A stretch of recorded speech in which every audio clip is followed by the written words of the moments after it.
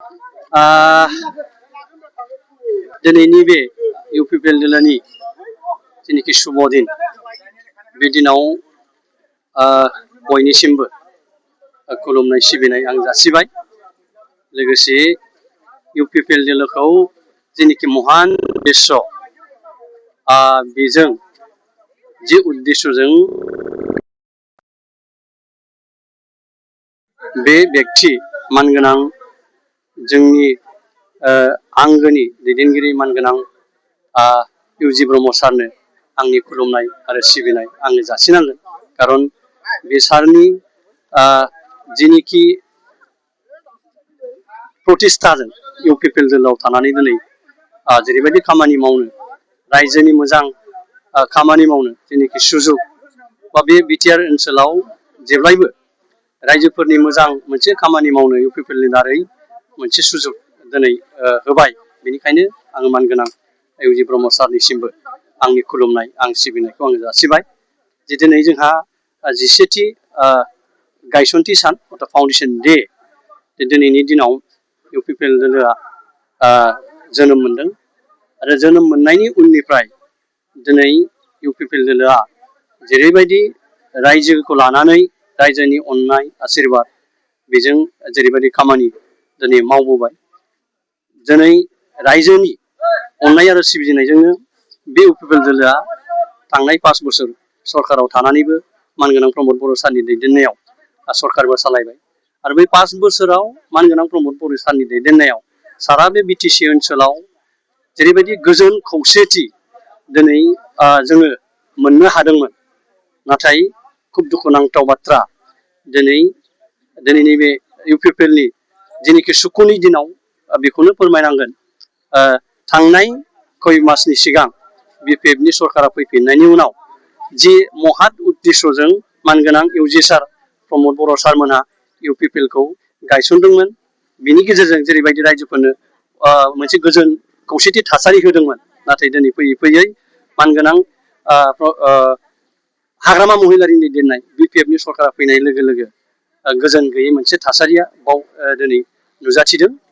बेनिखायनो दिनै इउपिपिएलनि जेनिखि सुखुनि रंजानायनि दिनब्लाबो दिनैनि दिनाव आङो बेखिनिखौनो बुंजोबबाय। आरो दिनै नैबे जोंहा गायसनथाइ सायाव जेरैबायदि गाजा गोमजा बहाय फैनानै बाहागो लाबाय बेनि थाखाय आङो मान होनो गोनां साफ्रोमबो जोंनि बे ओनसोलनि रायजो राजा बिथांमोननो रोजा रोजा चिरांदुवार ब्लक इउपिपिएलनि जानानै आङो साबायखरखौ जासिबाय।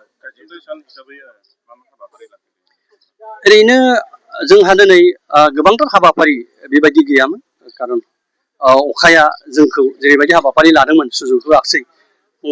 फुंनिखिनियाव जोंनि दोलोनि फिरफिला बिर होबाय मुंख्लंफोरनो जोङो मान बावबाय। बेजों दिनै जोंनि जेनिखि प्रतिष्ठा फाउन्डेसन डे जोङो केक हानानै जोंनि दोलोनि बेखौ जोङो रंजानायखौ जों बेजों फोरमायबाय। बेजों लोगोसे बाहाय बाहागो लाफैनो हानाय रायजोनि ओनसोलनि मान होनो गोनां रायजो राजा बिथांमोनजों आगोलनि आरो दानि सोलिबाय थानाय सरकारनि जेनिखि परिस्थिति बिनि सायाव जोङो गुवारै मोनसे सावरायलायनाय हाबाफारि जोंना जानानै थांबाय।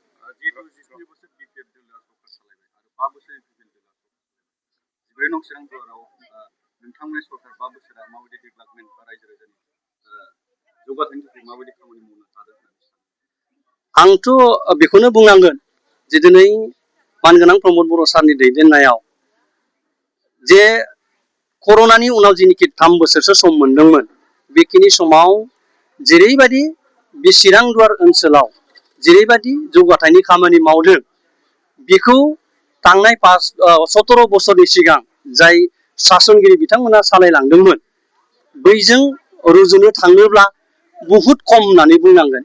बिनिखायनो डेभेलपमेन्टनि सिनारि निस्सय मिडिया नोंथांमोननावबो दङ, रायजो राजा बिथांमोननियावबो दङ।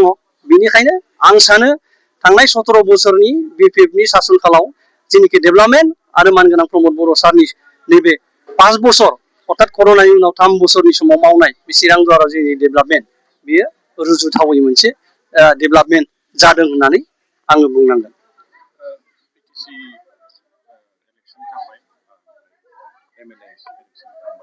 मोननैयावबो नोंथांमोना दोलो हिसाबै जेनेबा एबार फैबाय थानाय इलेक्सननि थाखाय नोंथांमोननि स्ट्रेंथखौ माबायदि खालामनो सानो? जोंथ' दाबो बुहुद स्ट्रेंआवनो दङ जे इउपिपिएल दोलोआ बुहुद स्ट्रेंआवनो दं दिनै नोंथांमोना जेरैबायदि नैबे जोंनि फाउन्डेसन डे सेलेब्रेसनाव जायनिखि रायजो राजा दैदेनगिरि बिथांमोना बाहागो लाफैबाय बेनो मोनसे प्रमान आरो जोंहा जेब्लायबो स्ट्रें आरो जों जेब्लायबो रेडि नाथाय खोथाया बेसो जे थांनाय नंगौ नोंथाङा बुंनाय बायदि मोननै इलेक्सन जों जेननानै थांबाय दा बावहाय माखासे बिपिएफ दोलोनि जिनिखि मोनसे भुवा प्रसार बिथांमोननि जिनिखि भुवा प्रल'भन बै भुवा प्रल'भन भुवा प्रसाराव जोंनि मानगोनां रायजो राजा बिथांमोनहा माने प्रसलित जादोंमोन भुल पसति दा बिथांमोना जाबाय बिथांमोनहाबो दिनै पस्तायबाय मानोना बे बिपिएफ सरकारा फैनायनि उनाव जेरैबायदि थार जुवा मेला गन्दगल बा दिनै नोंथांमोना नुदों जे दाख्लै बिजिनियाव सासे बुथार जाबाय रायमानायाव सासे सुबुंखौ